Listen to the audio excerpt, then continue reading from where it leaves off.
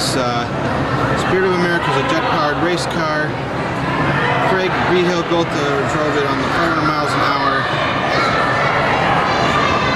So this is a land speed record. So this is the Spirit of America. So again, you can get a good look underneath here is the United 727 that they brought over.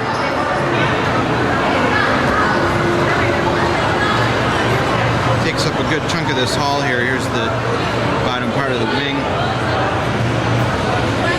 And we have a model of downtown Chicago. This is the train set that they have here. You can even see they have lights on in the buildings. So this is the train set that they have here. Check that out. They even have cars on the street.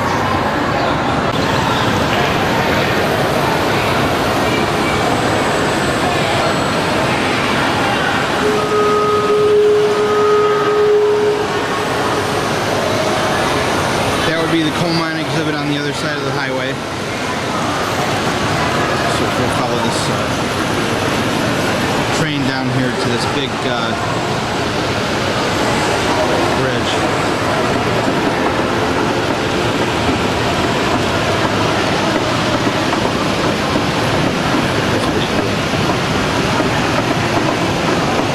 This train set's supposed to symbolize the industry of America, starting with downtown Chicago, leading to this.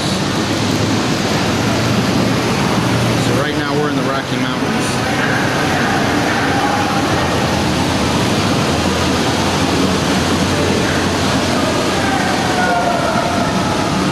Following this train here.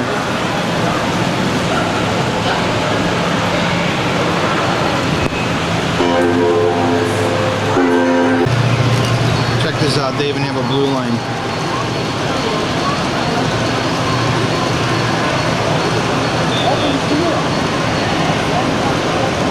Is that cool or what? Alright, let's hope to get the metro underway.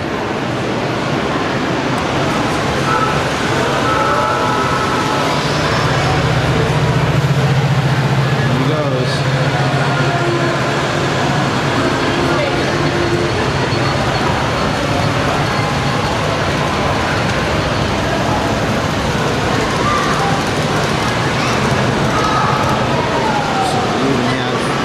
Chicago here.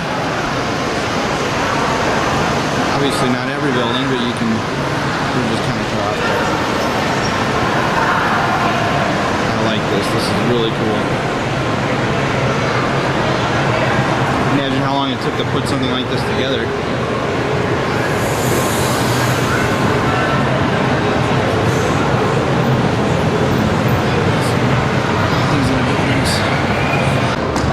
This is steam engine 999, steam locomotives. So now we're actually on top of the locomotive here.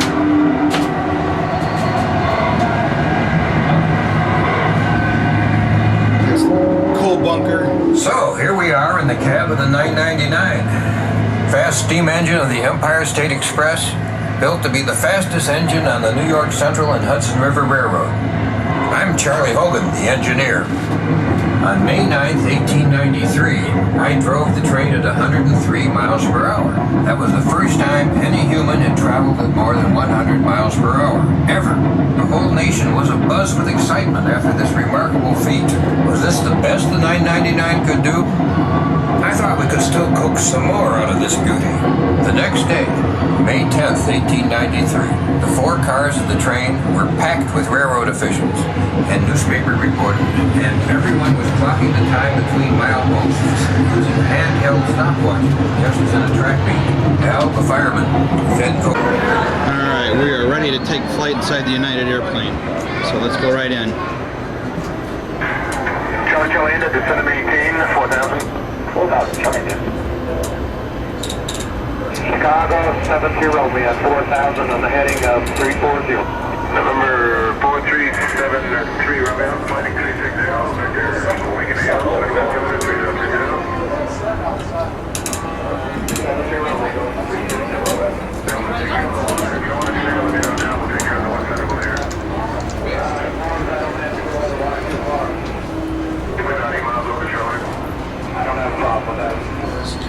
A couple of the exhibits around here.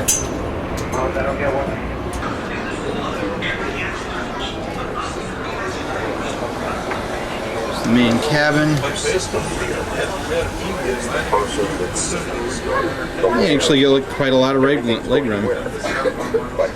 Sit down. Who took my ticket and checked my bag? Well, sure. This is the only time I'm ever going to be able to get to film on an aircraft and get away with it. Destination. That's a lot of passengers and a lot of bags every day.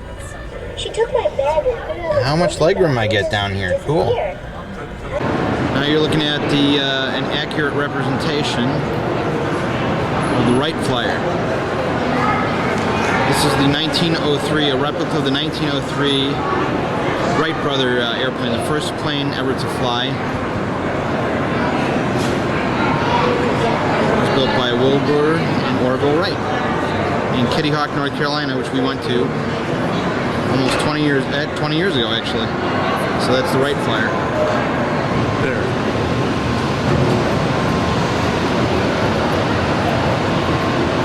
So the gear comes down, gotcha. Might see the one up front there by the bright lights.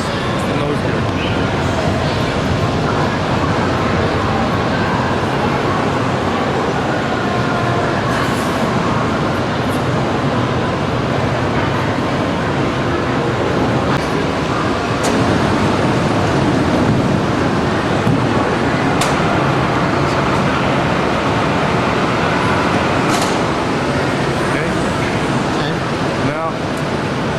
Training edge flaps a little bit more.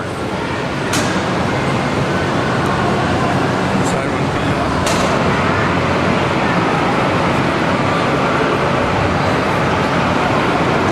Okay, now we'll get them all the way down.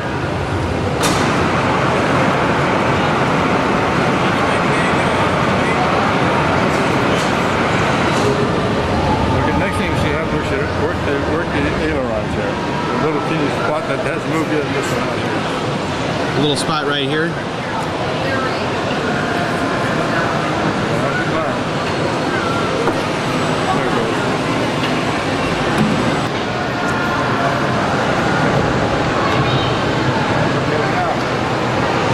Two things. We're going to get the clamshells on the engine, and the spoilers will come up on the wing.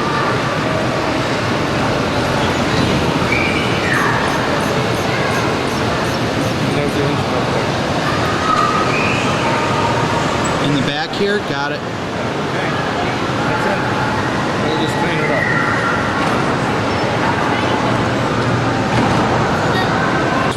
Brought more destruction in Allied ground forces than any other aircraft during World War II.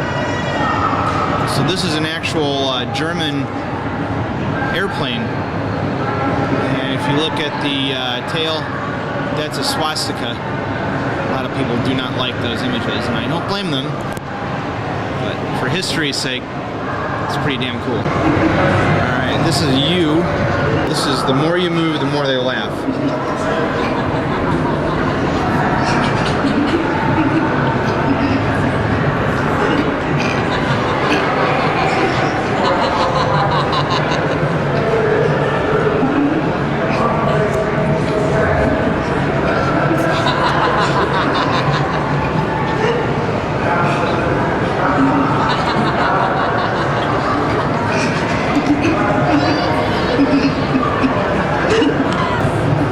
Circulatory system of the human body, going from the top of the body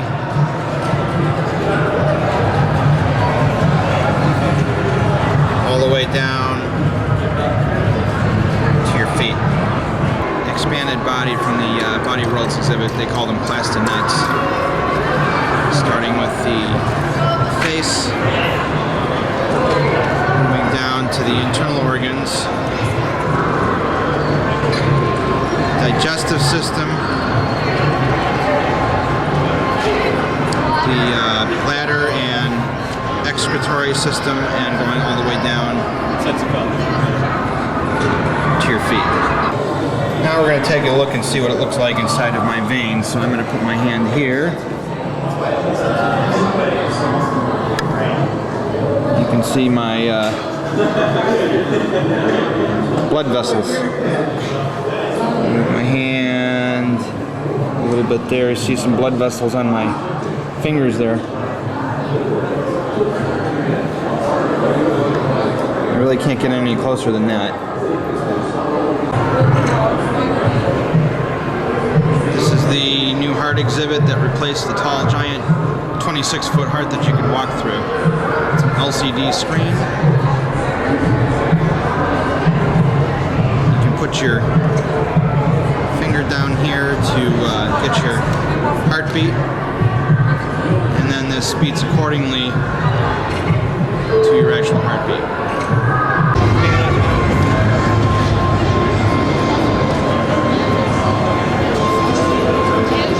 This will be the vortex of a tornado.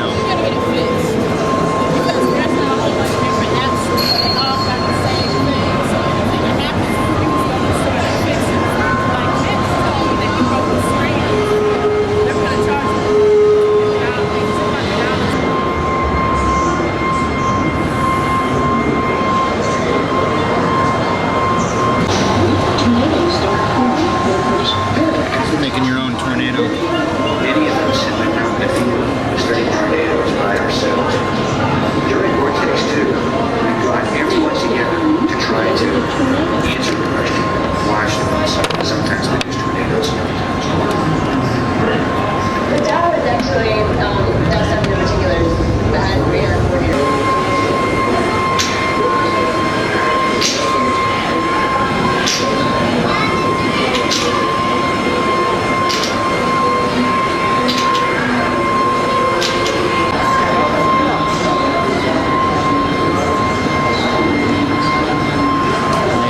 It's electric. It's electric. Ah, it's alive. It's alive.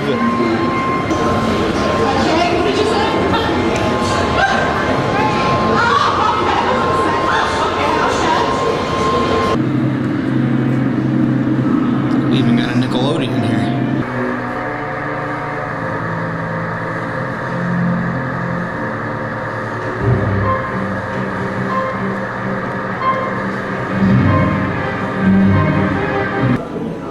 German submarine U-505 U-boat on display here at the Museum of Science and Industry. Get a better look at the size of this thing.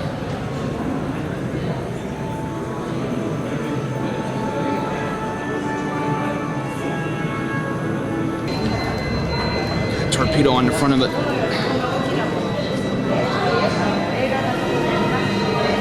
Massive, just massive. This is the Aurora 7 spacecraft, the Mercury program that flew in the first part of the 1960s. These probably only were in space for maybe an hour or two most. That's a moon rock. It's a model of a thing on the surface of Mars.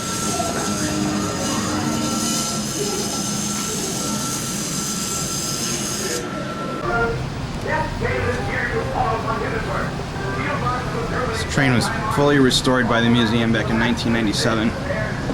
So nobody down here. I'm going to take my time going across.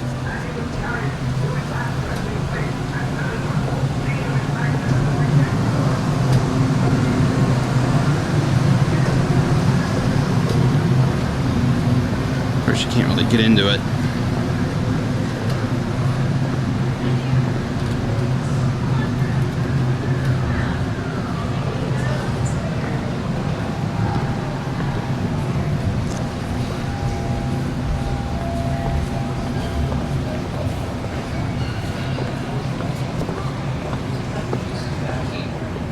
These cubby holes are called separation. Every town Interior of the engine room. or connection to the station from where it is transferred to other RPO trains for delivery. Anyhow, after we sort all the mail, we bundle up every town and connection individually and then group together. Here's the front of the train.